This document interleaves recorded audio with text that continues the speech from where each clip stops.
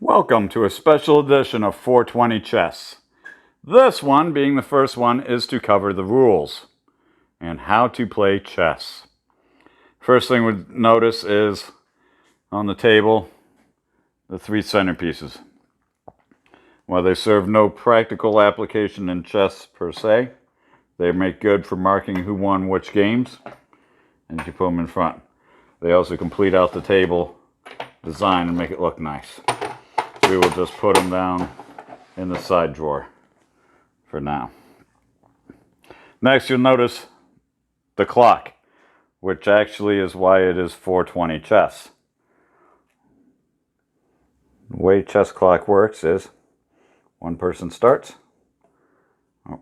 press start, and it starts timing.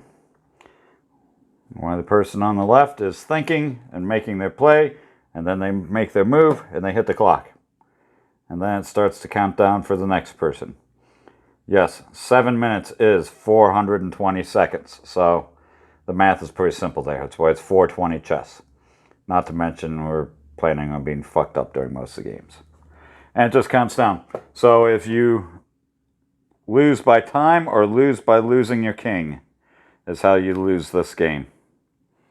Why don't you sit down, I'll show you what each piece does real quick and the general moves, and we can go from there. Welcome, how to play 420 chess. I'm going to go over basic piece movements. One side is typically white, the other side's black. One side goes first, the other side goes second. Doesn't matter what colors they are or what colors you claim them to be. Pawns, they're the first row. They can move out. Special move, first time, they can move out 2 or 1. If after a pawn moves out 1, it cannot move out 2 again. It's only when it's in the first row it may move out 2. A pawn captures by taking one spot forward and diagonal.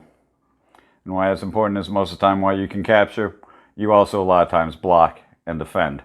This pawn is defended by this pawn and this pawn, so it's double defended. Every piece has a special rule. Now let's get down here with kings.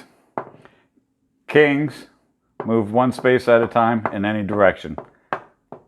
Why the king is never truly captured, if he is to where his next move would make him be captured, he surrenders as a gentleman and the game is ended. Kings are never executed. Queens move in any direction they want. Horizontal, left, right, up, down, diagonal each way. As many spaces as she wants. Queen does what she wants. Bishops are the next piece. They're the pointy ones. Done typical chess sets. They are either on the white squares or the dark squares. And they move along either the dark diagonals or if it's the light colored bishop along the light colored squares diagonal.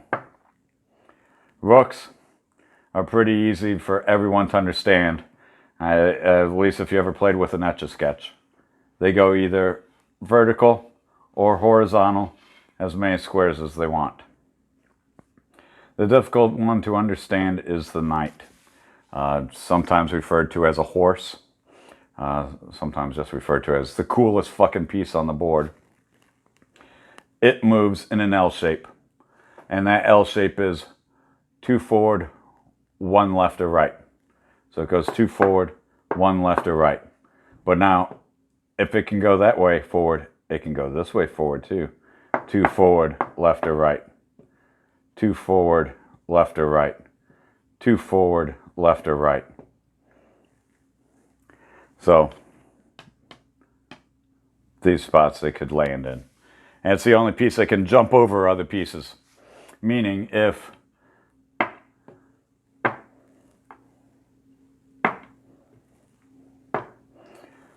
this rook would not be able to come directly over and get this pawn because it's blocked.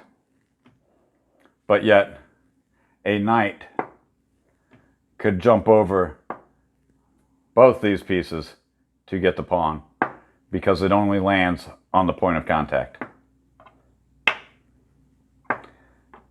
Some other neat little side caveat notes. It is impossible to win the game with only those two pieces. It's impossible.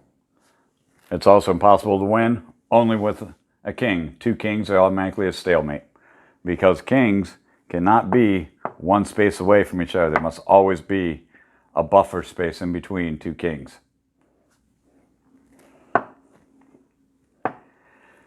That's the main simple rules. The rest of the game is pretty much defending your piece. You know, if it's how many times it can be defended out and what your opponent will do next. Always be thinking, if I do this, what will my opponent do? If he moves this piece here, what's their opponent going to do? Well, more than likely, my opponent's going to do this. Because now they have to get that the hell out of here. And make them waste a turn. So it's always planning ahead, planning what your opponent is most likely to do. If I do this, what will my opponent do? And you figure that out, and then you make your move and hit the clock. And then it starts for the next person. And it keeps counting. Whoever loses the clock loses the game. Time is money, my friend. Let's see. That's pretty much all the pieces. I went over them kind of quick. Rewatch this video a few times till you understand. There's one other fancy little rule. Most pieces have other fancy rules, like you can't win the game with just a knight and a king. Bishops stay on their own colors. There's also, if there's no pieces in between, the king and the rook, and neither one, the king nor rook, have moved, and there's no enemies in line of sight of check for these two squares, they may one time during a game castle, and where they switch places and move to the middle. It's kind of an interesting feature. There's also another side rule. If, by some chance, you can get your enemy pawn to touch the back row, it gains the power of any piece that you wish it to be, even if it gives you multiple pieces. So at that point in time, it would be possible to have two queens on the board. And when that happens, you usually do win the game every time then. Because if you can have two queens and still lose, you don't deserve to ever win. Watch me lose my next game that way. All right. That's pretty much all the main rules. And that's it. Puff, puff, pass. No parking on the grass. We're out of here.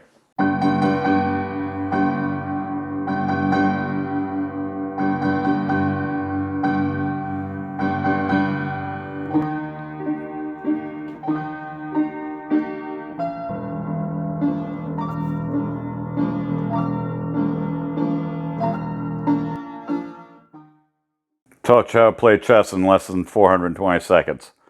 Rest is all on to you.